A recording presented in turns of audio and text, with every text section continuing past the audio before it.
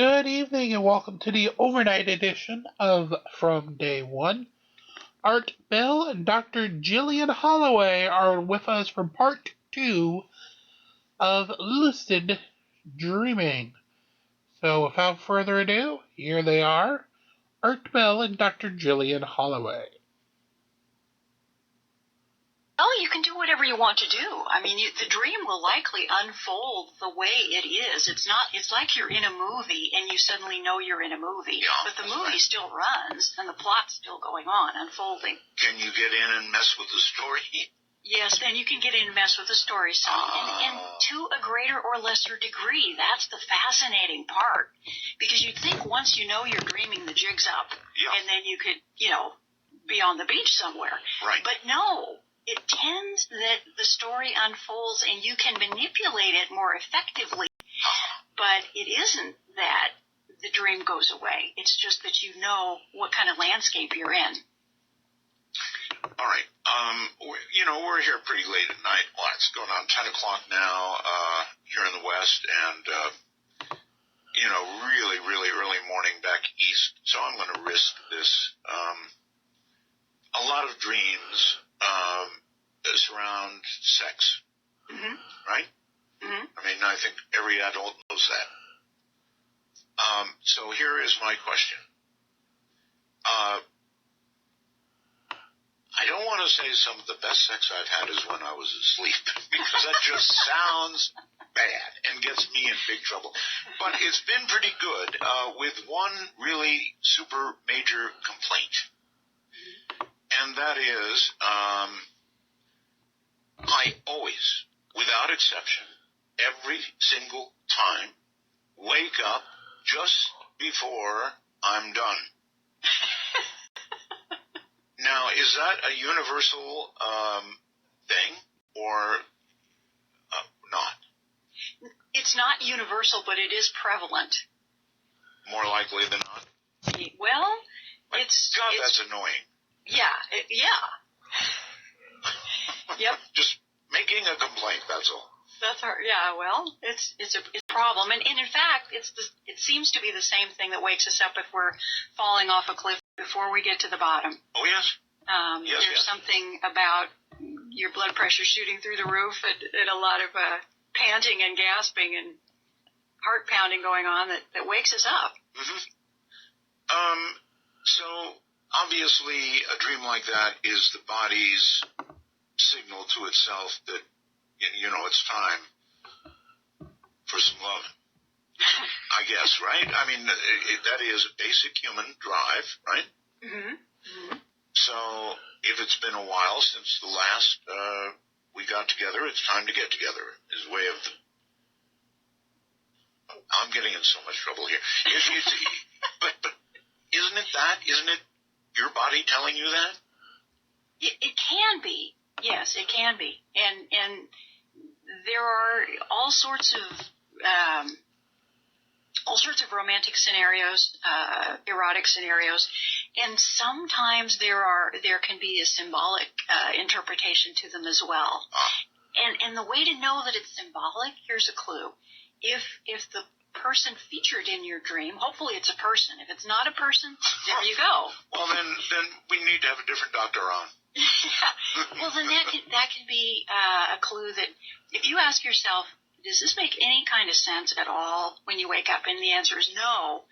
Then you've got a symbolic dream on your hands, thankfully, and you can start to look at, why Carol Burnett, why Carol Burnett, really? Yeah, whatever. I mean, nothing against Carol Burnett, but if she's not your idea of an erotic night out, no. then there's a reason why she's there and a reason why it was wonderful with her. It's something symbolic. Okay. I would say that one thing that most people don't have is dreams of bad sex. Oh, well, you'd be wrong. Of course I would. Yeah. They do, huh? Unfortunate encounters abound. Yeah. Let me rephrase that. I've never had such a dream. Well, good for you. Yes. Yeah, things can be remarkably problematic. and fraught with the most ludicrous interruptions and exposures and things going wrong and relatives wandering through the room and Mom! Yes. You know, like that. Yeah. Like Mom walks in. Oh, God. Okay. Well, yeah, I suppose so. Those come pretty close to nightmares. And that brings up another good topic, too. I've had a few nightmares. Are they more meaningful than, otherwise silly dreams? Well, they can be very important to look at, or to at least consider what might be going on. I don't know that they're always meaningful. Sometimes they're stress dreams, they're anxiety, but they can be very, very important. And the good news is that they're not always about something terrible going on in your life.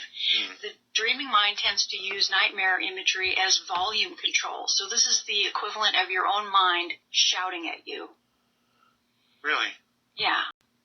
And if you dream of The Walking Dead, that means you're watching. If you watch too much of a TV show, this happens to my wife, who's Filipino, and I've caught her up. Filipina, I guess I ought to say, and I've caught her up.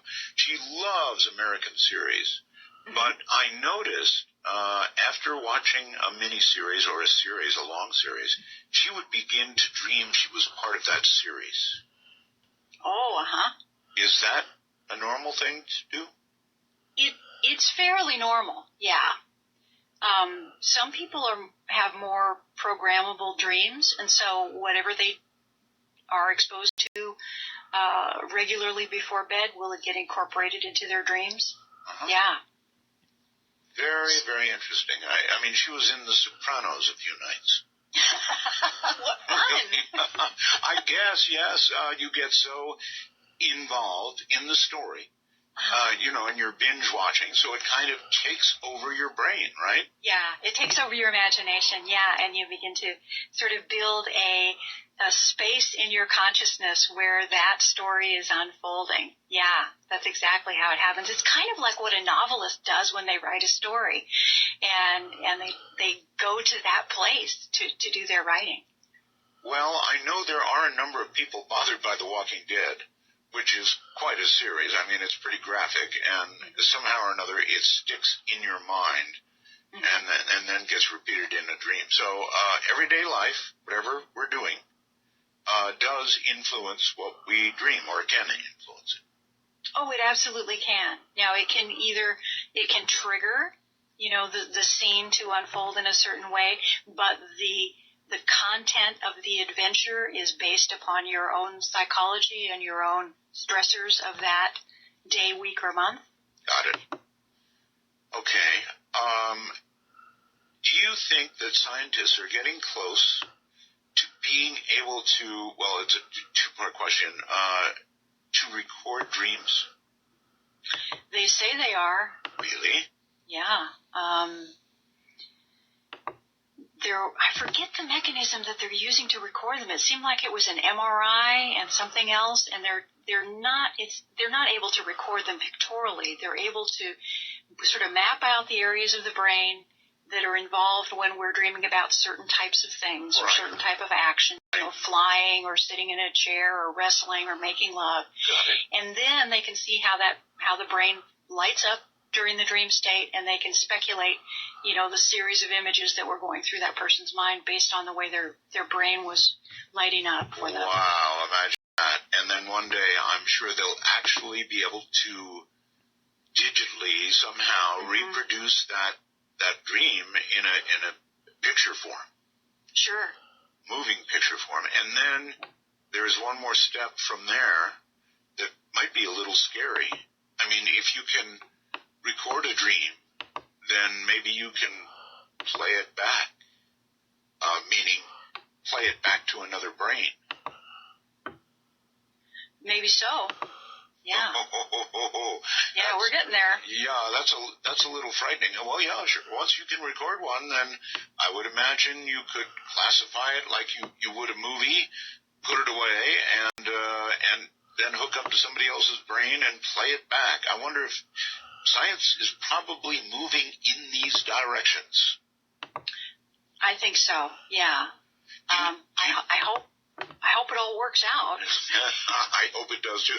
Are you staying in touch with, I'm sure you are, the latest in dream technology, whatever it is? Well, not the technology, not the electronic devices so much. That's. I mean, I keep track, but I'm not really involved in that, and that's not my bailiwick, so to speak. Got it. All right. Well, you've got the important part covered. That's real today. Dr. Julian Holloway. We're talking dreams, all kinds of dreams.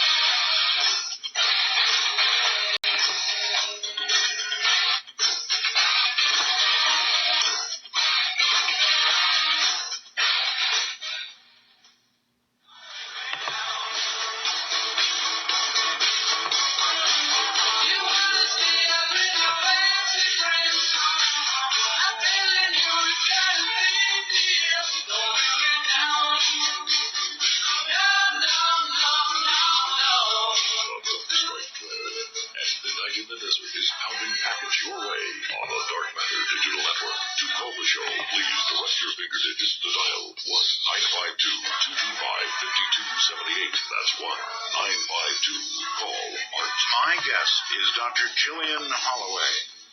She is a dream interpreter. She is an expert on a lot of aspects of dreaming. Lucid dreaming, OBEs, all kinds of things. So we're just into all kinds of really neat discussions about dreams. And there's about 50 people on my lines right now. Honestly, folks, hold tight. We'll probably get to you around the bottom of the hour or maybe a little before. But I have questions. And I have Jillian. So, Doctor, here's another question for you. You mentioned falling dreams, right? Mm-hmm. And that we always wake up before we hit the ground, right? Well, more commonly than not, yeah. I've never talked to anybody who hits the ground. And so really my question is, obviously, every year in America and around the world, people die in their sleep. So, is it reasonable to ask you if some of the people who die hit the ground? That's what happened to them. Yeah. Well, yes and no. I don't think so. I love those. As a talk host, I really like yes and no answers. Well, I don't think I've hit the ground. And I have died in my dream. Really? Oh, yeah. And I know a lot of people who have. Oh, really? And so that kind of blows that theory. It really does. I've never you're the first one I've talked to who's actually hit the ground. Oh, yeah. And then what? Did you kind of shake it off like a cartoon character and get up or what? Well, I died and I got out of my body and said something like, Holy moly. Gee, I hate when that happens. And went on with the dream as a dead person. And so, and I've talked to a number of people to whom that's happened as well. So, holy moly. You went that, on with the dream as a dead person. Oh, yeah. What, looking back at your body? Oh, well, it's just, the presumption in the dream is that when we die, we pop out of our body anyway. And you're kind of your spirit self going through the next part of the dream and talking to people about, well, I died, but it really wasn't that big of a deal, and just carrying on with the adventure. You have cool dreams. Well, a lot of people do. Well, you're just miles and miles ahead of me. Well, so we think, but you may not be remembering all of your adventures, so. Actually, I am. Are you?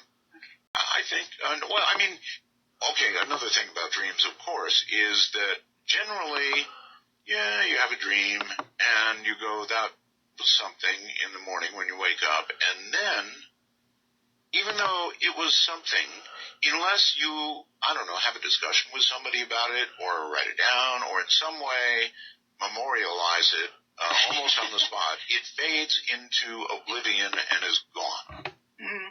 Why? Well, the memory, the state of dreaming is so different from waking consciousness when we're busy that as soon as we start getting busy, that dream fades away. Unless you're able to kind of remember it or go through it once, trace it back like a movie, before you get up. If you can do that, then you're more likely to retain the whole thing. Okay. Is there value in remembering your dream? Well, naturally, I think so.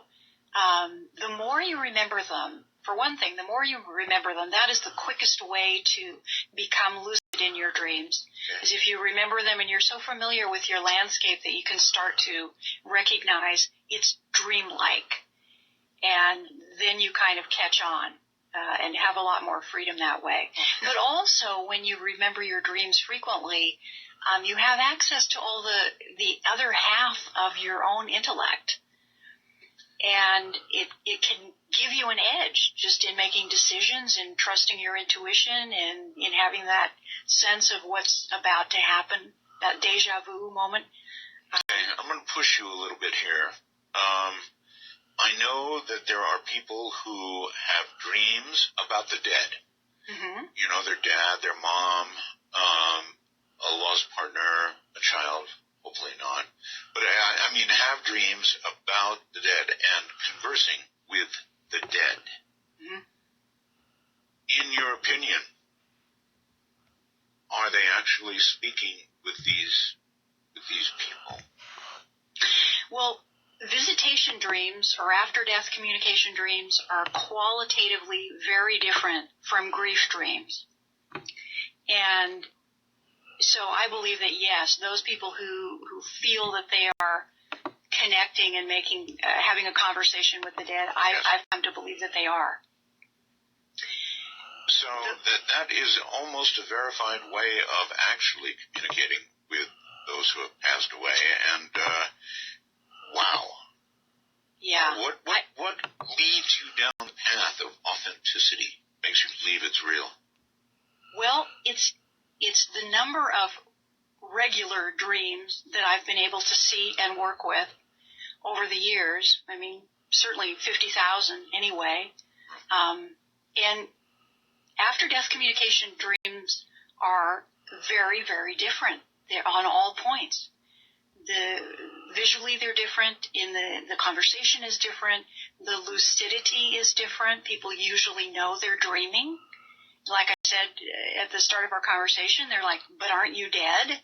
I mean, they know. Am I dreaming? They're asking. This is part of the conversation. So that's different. If you can push yourself to the lucid state within that dream, then yes, right? Yeah. And the things that happen are not typical for what one would expect. A lot of people don't recognize their relatives right off the bat because their relatives are so young. And the longer they've been dead, the younger they've gotten. I like that. Yeah. And nobody expects that. See, they expect Grandma to be 90, and she's now 30. And she's very beautiful and has quite a sparkle in her eye. Uh-huh. And so this is something that I've heard from thousands of people, and none of them expected it. Well, when I talk to people who speak of the afterlife, they do say that you regain your youth when you were at your best, whatever that was, and you regain that in the next life. So I guess that would make sense. But, and really what you've said adds to the validity of your story, because why would you dream of Grandma being young and actually have trouble probably even recognizing her until you realized, oh my God, that's Grandma, and you look great, young. Mm-hmm. So that sort of adds to the validity of the whole thing about the afterlife. Well, it adds up over time. I mean, it is still speculative, but you asked me what my belief is, and that's what it is. Okay. And again, the main topic tonight was lucid dreaming, even though we've been all over the place. And what it means, folks, is suddenly it's something you can do, becoming conscious, now type conscious, in the middle of the dream you're having.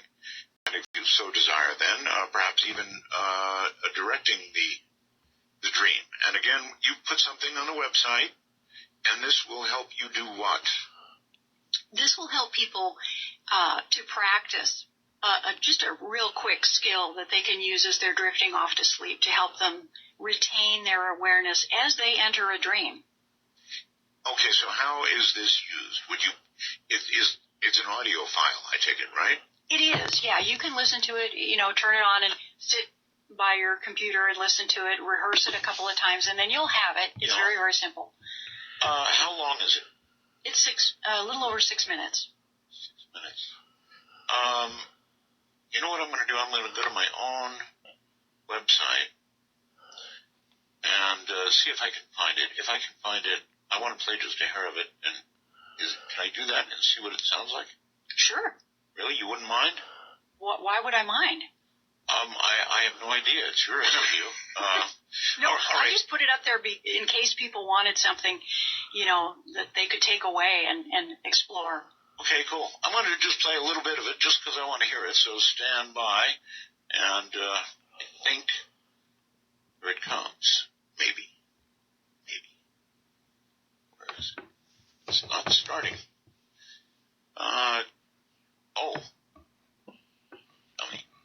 Wrong computer. All right, Doctor, give me just a moment while I get it on the appropriate computer. Not everything goes to my board. Okay, sure. I've never done this. There's no danger, I assume, in my playing it on the air, right? I'm not going to suddenly flip somebody into flip out of your body. Some sort of state. Chatting if you do. Is it a form of suggestion, or it's not hypnosis, right? No, it's not hypnosis. It's like a meditation. So if someone were driving, they'd probably want to turn it down for a second. Yeah, don't do this while driving, definitely. All right, just for fun, I want to hear what it sounds like. Here it is. Hello and welcome to a simple meditation on lucid dreaming called Doorways to Lucid Dreams. My name is Jillian Holloway. First of all, keep in mind, lucid dreaming is perfectly natural.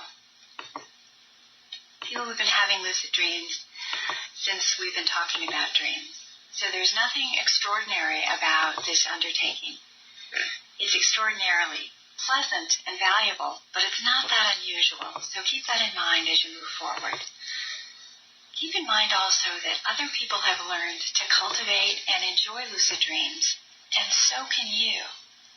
This is a learnable skill and something that with practice you will be able to do. All right. I'm going to halt it there for a second. Doctor, is there something, a sound that you play or something further on that like that, or do you simply, is it a full explanation of how to do it? No, there's no sound or anything like that. It's just one of the dream walking techniques that I teach students. So, and I was just doing a little introduction, so there is a little technical part that comes in a moment, or I can just tell you now if you'd rather, whatever you want. Oh, no, tell me. Oh, go ahead. I've got you live, so what the heck? Okay. This is a technique, sliding on the rooftop. So if you're lying down or sitting or wherever you are, you can imagine floating out the side of the wall, through the wall, and up onto the rooftop of the building that you're in. And just imagine your consciousness there. Look around. Notice what you notice on the rooftop, whether it's easy to stand or difficult. Slide over to the edge of the rooftop and imagine yourself jumping over to the next roof that you can see. And you just jump from roof to roof to roof in your imagination, and it's just a little meditation. And pretty soon, if you fall asleep doing that, you're going to fall asleep flying, and you'll be on your way. But if you don't, you'll just do this meditation and prepare and fall asleep into your natural dreams. But by repeating it, you're inviting that lucid flying experience to begin. All right, I've had very few flying dreams in my life. I had one that was beyond cool. Mm-hmm. I I had recently visited the Empire State Building in New York, and I had a dream that I was up there with somebody, and they sprinkled me with this multicolored, it's like glitter. Mm-hmm. And let me tell you, from that point, I could fly, and I took off. I was soaring over New York City and all the buildings. It was so cool.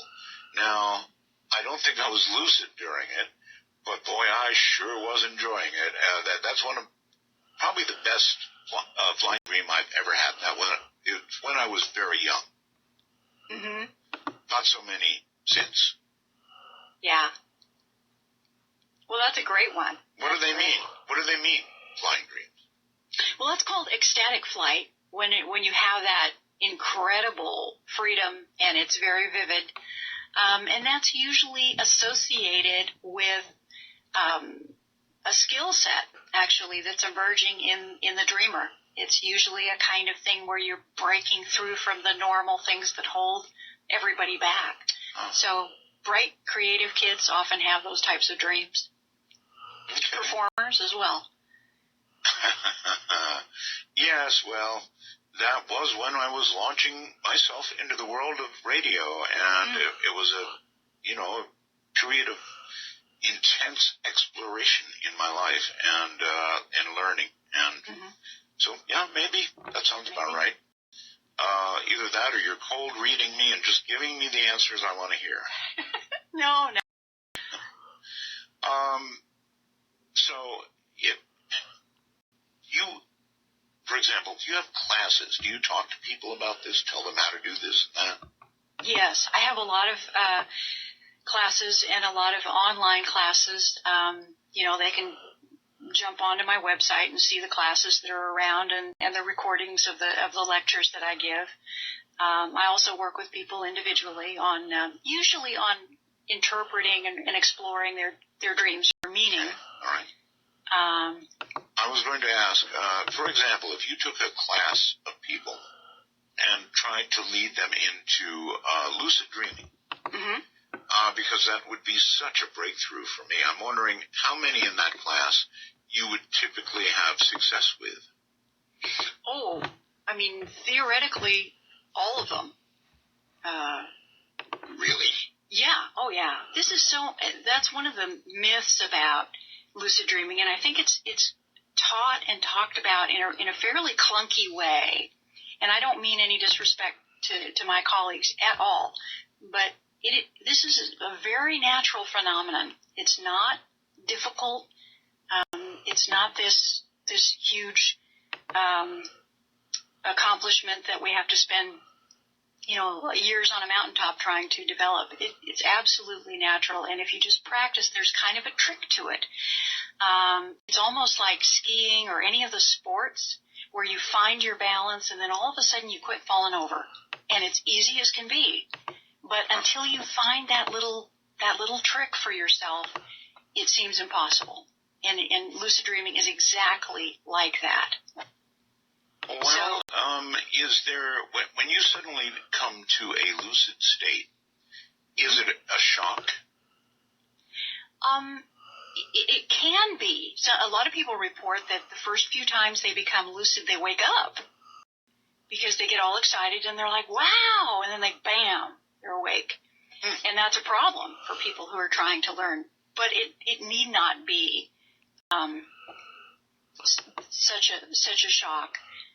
What happens more naturally, more organically, if you will, is as people pay attention to their dreams, they read about them, they talk about them with other folks, they begin to notice that they're dreaming while they're in the movie, so to speak.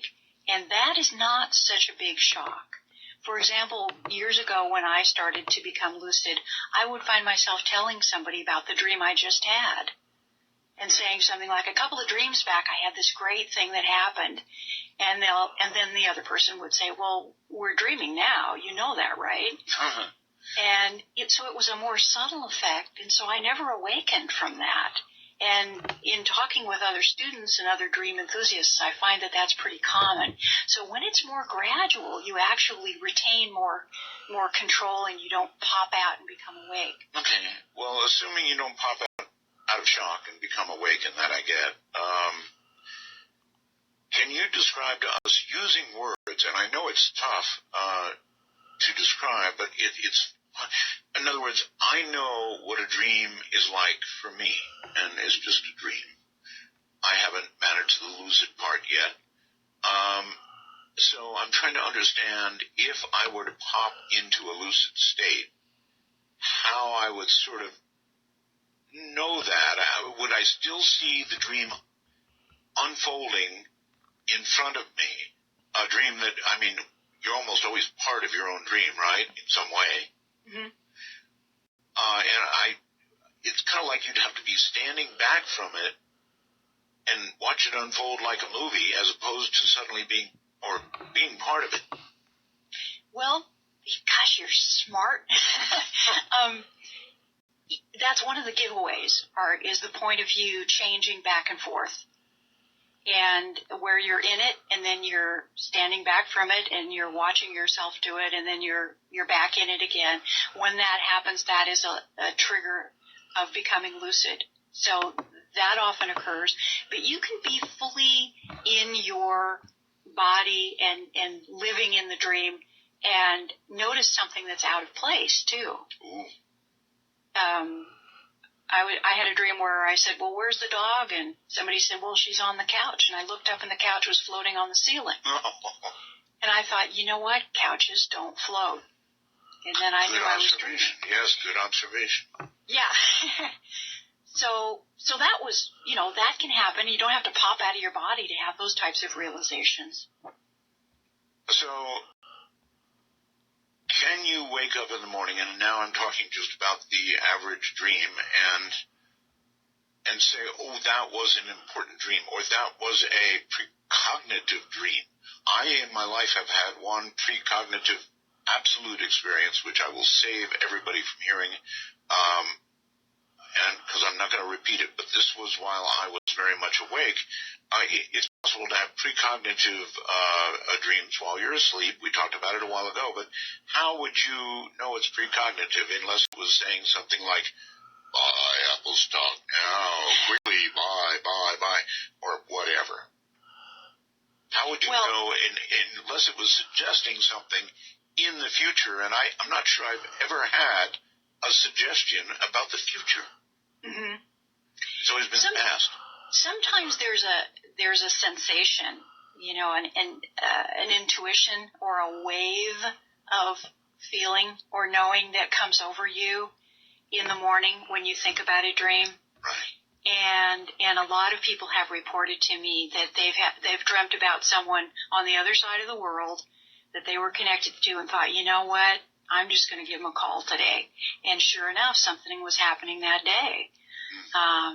They were able to provide a warning, or one woman stopped a friend who had the pills all out on his bedside table. He was all ready to commit suicide, and her call, he said, stopped him. Wow. And that was because of a dream that she had and the feeling that she got when she thought about the dream. Well, so it's pretty subjective. What you're saying is pretty common stuff. I mean, people do suddenly, you don't even have to have a dream to suddenly have a feeling about somebody on the other side of the continent or the world and find out that something actually was going on, right? Right. So what is that, telepathy?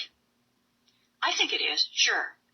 I think it's telepathy, and I agree with the biologists who think that telepathy is part of our survival, both individually and socially, and that it's normal. We're going to find out pretty soon it's normal. It's not creepy. You think so? Oh, yeah. Again, it would be a very interesting field of research. I imagine you hobnob in circles with people who do this kind of research, right? No, I don't do much hobnobbing, but I do a lot of teaching, and I work with students all the time that tell me their stories. Everybody's got that once-in-a-lifetime story, and they often involve our loved ones, and they often involve danger and life or death. And lives that are saved because of a feeling or a dream. And so I've become a card-carrying believer. Really? Mm-hmm. So telepathy, if it really works, and I'm saying I think it really works, it seems like if somebody studied it carefully, they could figure out a way to enhance it and really make it work for us. I mean, if you can get some kind of communication from somebody halfway around the world, that's great stuff.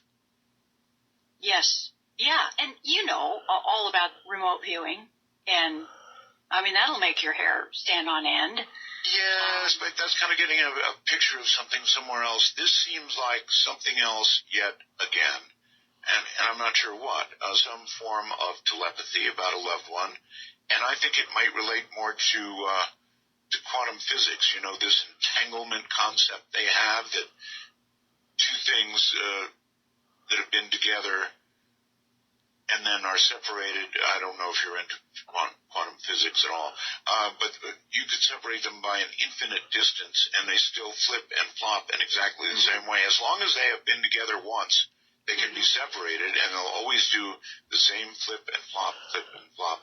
They'll always be in sync. Mm-hmm. Mm-hmm. That's quantum physics, and I wonder if it applies to people. In other words, once you are attached to somebody in a very meaningful way, it's like you're entangled, I think.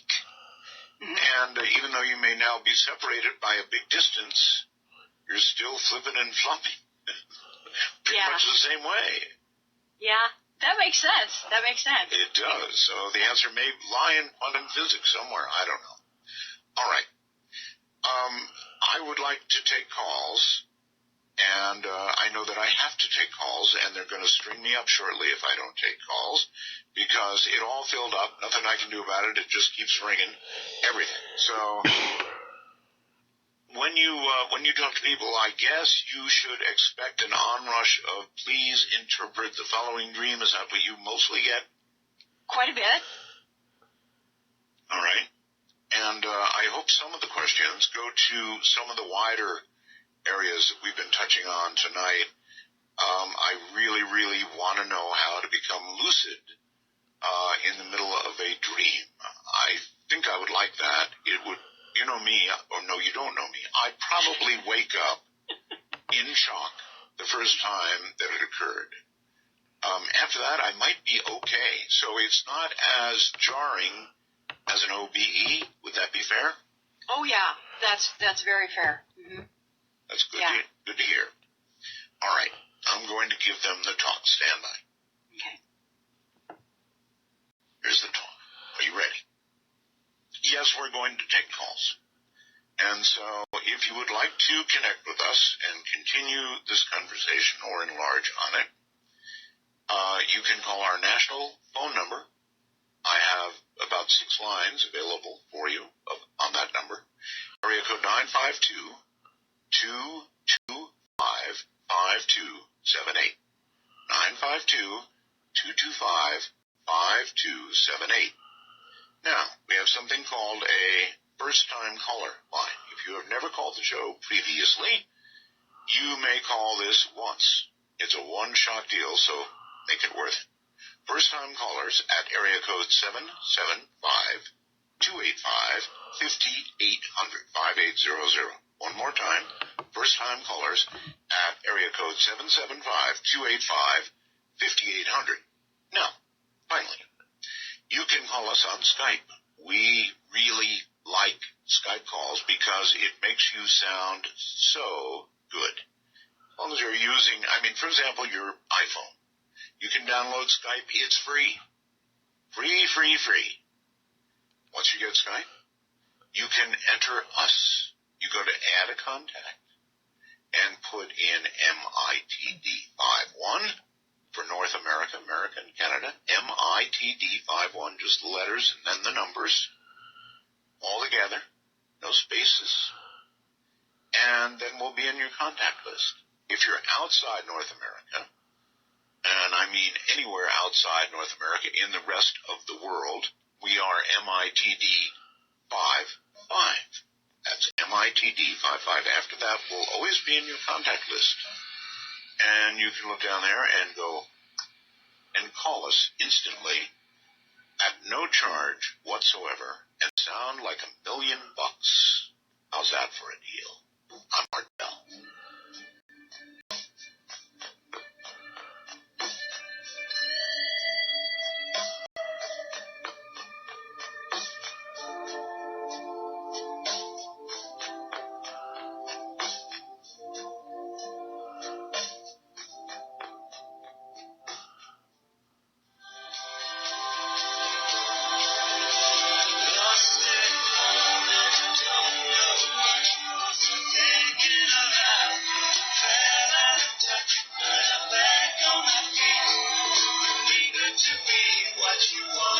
Please listen very, very carefully. It's important you get the right number. This is Midnight in the Desert. To call the show, if you're east of midnight, call 1-952.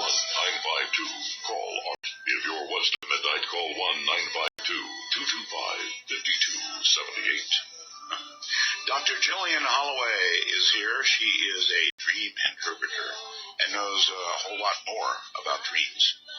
So if you have questions, yes, now would be the time. And I guess let's begin with Chelsea on Skype. You're on the air with Dr. Holloway. Oh, hello. Hi. Hi. I have a dream I would like analyzed. Okay. So, a little bit of context. Somebody wrote in the snow of my car, "I love you" with a big heart. Now, I have this huge crush on this German guy in my math class. So I was kind of hoping it was him.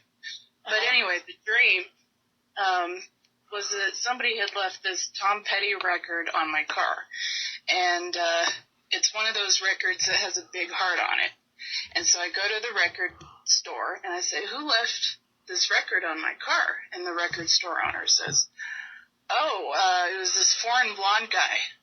So my question is that just wishful thinking, or is it intuition, and am I picking up on something? Good question. Yeah, that's a great question. It's a great dream, too, Chelsea. I love it. It's not possible for us to tell at this point whether that's wishful thinking or not. It certainly seems like, you're boring into the question, and your dreaming mind is boring into the question, too. And this is the best answer that you've come up with. So I would lean towards there being something there. Okay. But I have to tell you, that's an educated guess. Oh, sure. Yeah. Well, thank you. There's You're no welcome. way. There's no way to know for sure. But Chelsea, if you meet the blonde German guy, call me back. Okay. I want to know. Well, he's in my math class, so I know him. I just, Well, if there's a connection, Chelsea, call me. Okay. All right. Will do. Thank you. Okay, thanks.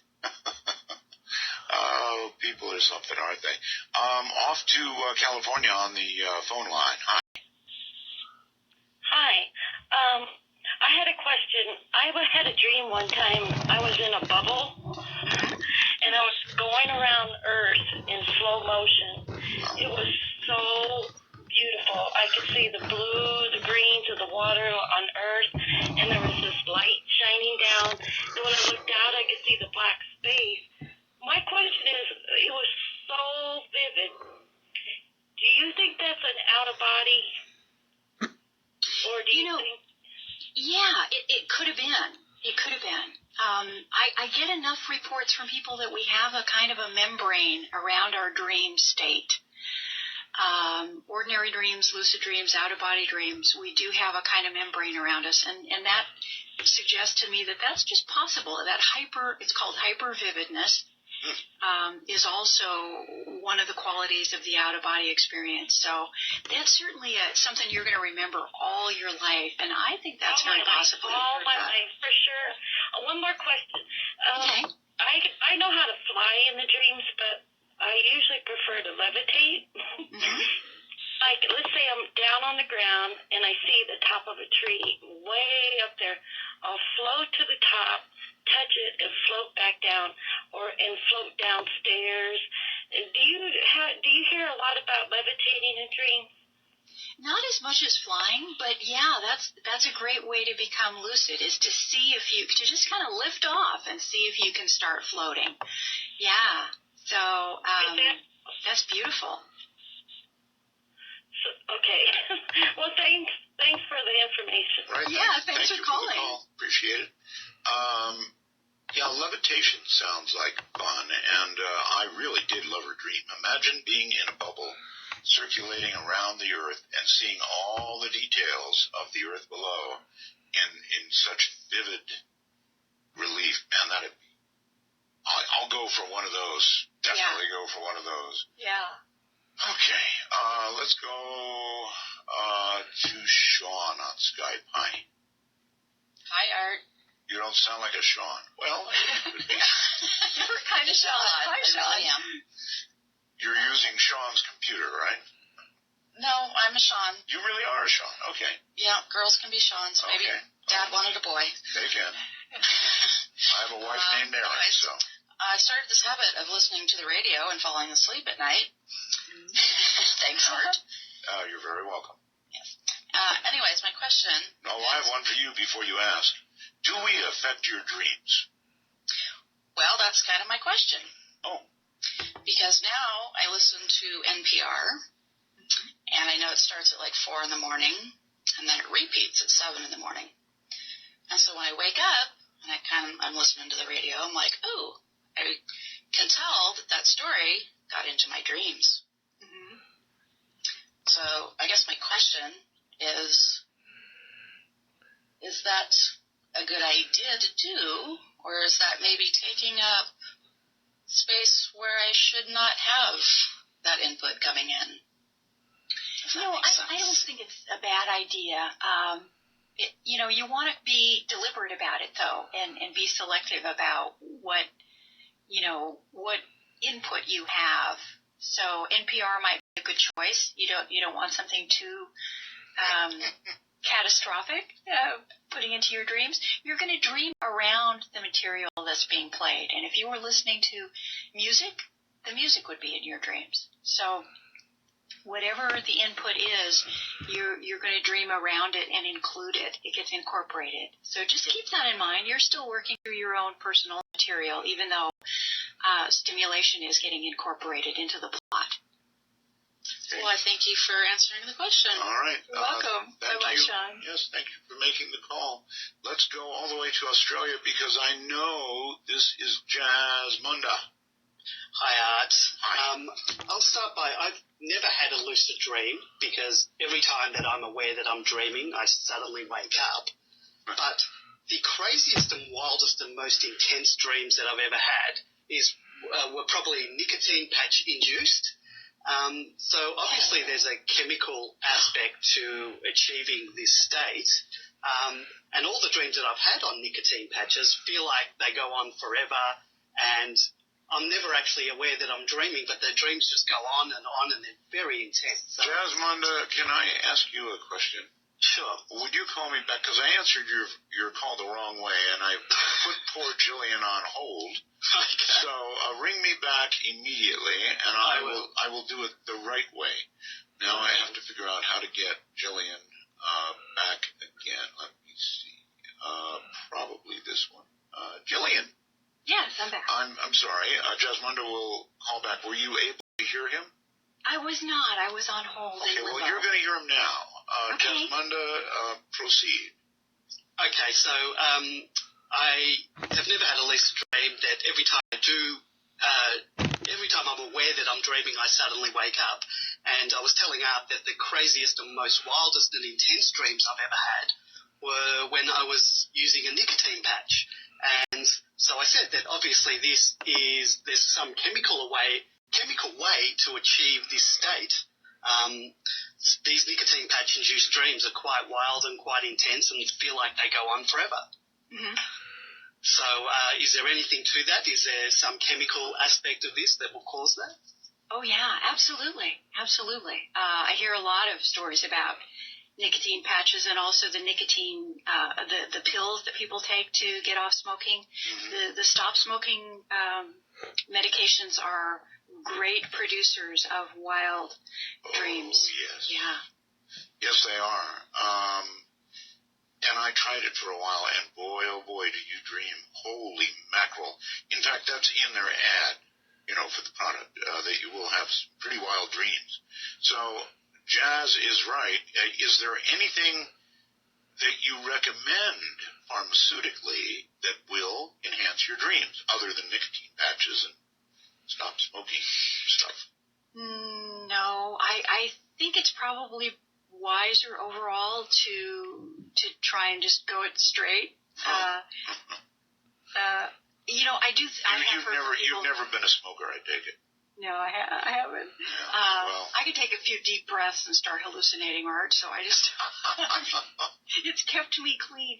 But there are people who say that the vitamins that one would take to take care of your nervous system, right, the B vitamins and so forth, right, will help you with your dreaming process. I've never experienced that, but that's what I hear from people. So vitamin B, as in boy? Mm-hmm. Jazz, you got that?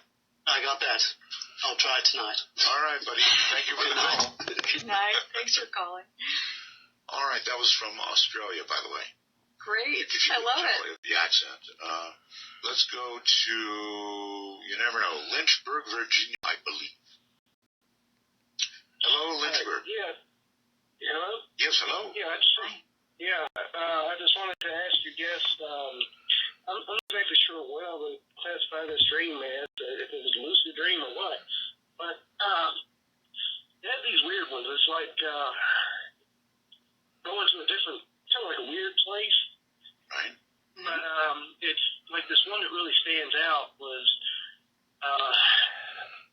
I was walking along, looked like this concrete sidewalk, kind of like a walkway, and it had this roof over top of it, and it looked like it was being supported by these I-beams, and I was just walking along, just like a walk in the park, and I could tell there was these other people there, and they were just, looked to me like they were there doing the same thing, just visiting, and I look over to my right, and I see like this puddle, and it has kind of like this effect of like a, like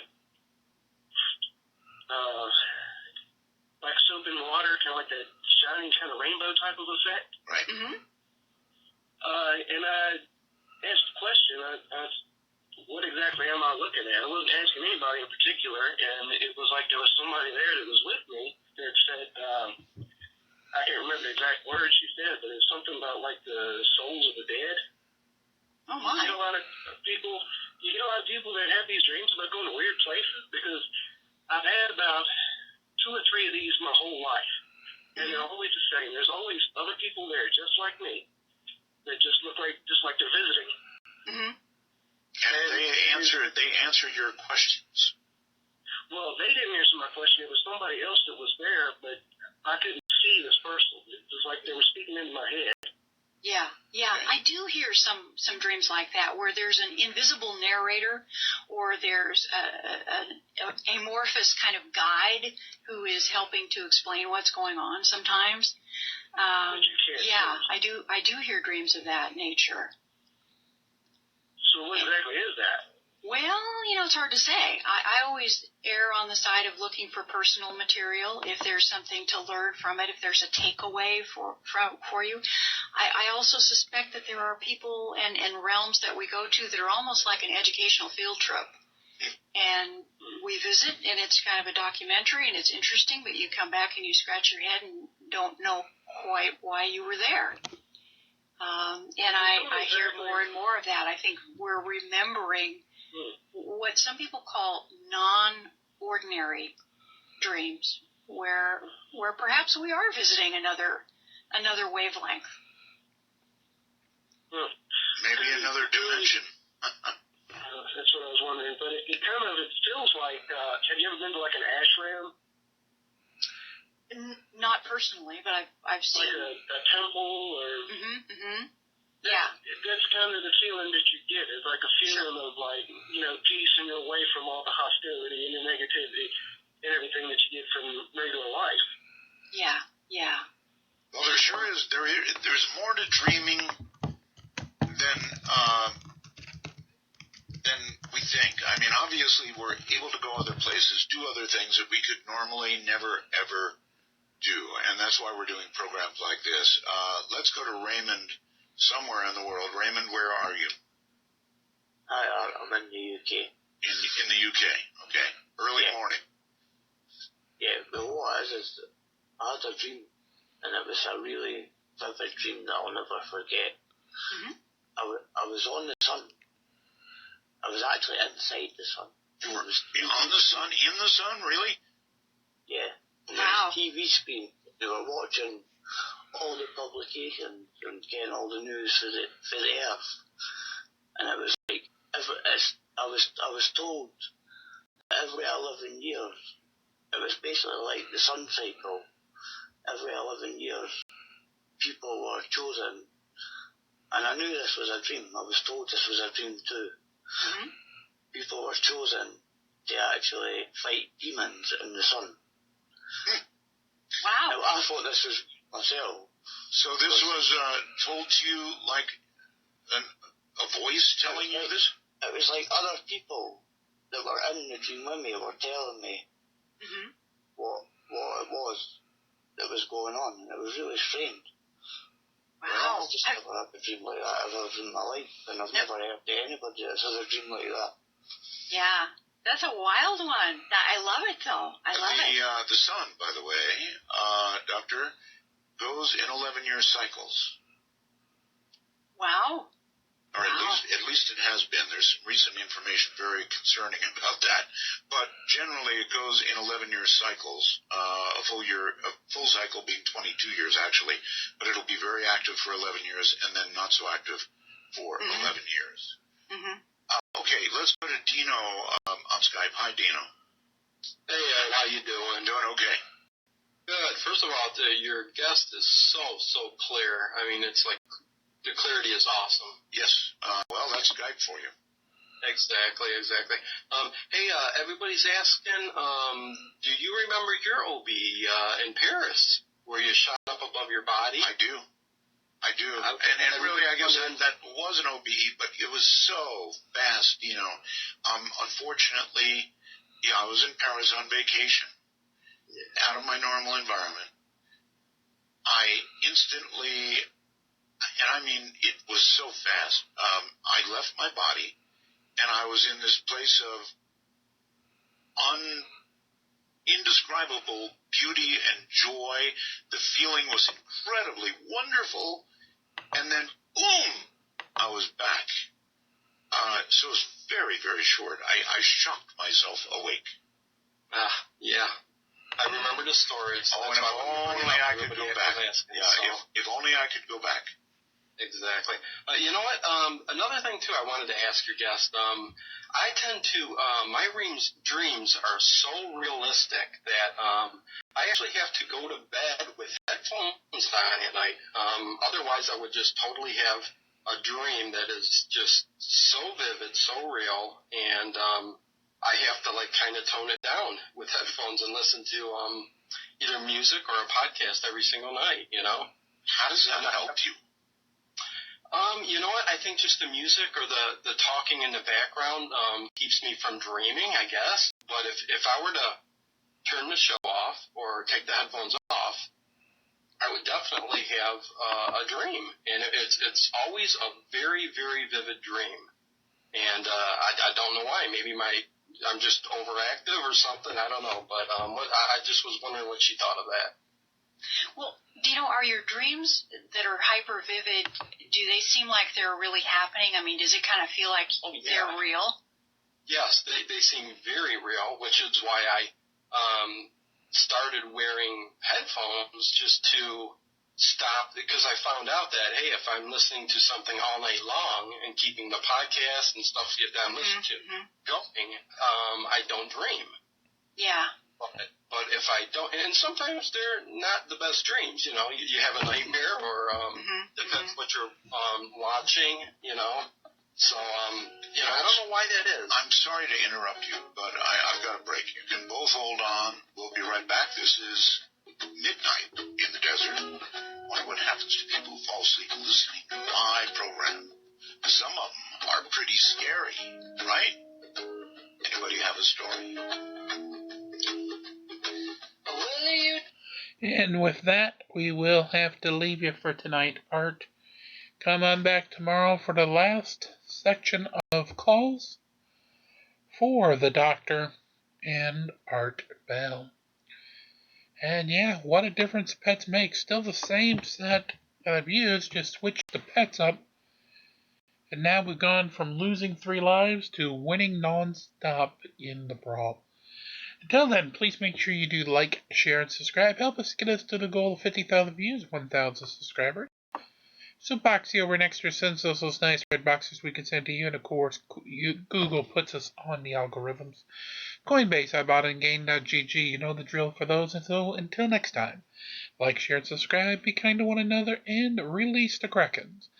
As we march along here from day one. Have a great night's sleep, and if you're going to have a lucid dream, enjoy. We'll see you tomorrow. If you do, let us know in the comments what the dream was. Good night, everybody.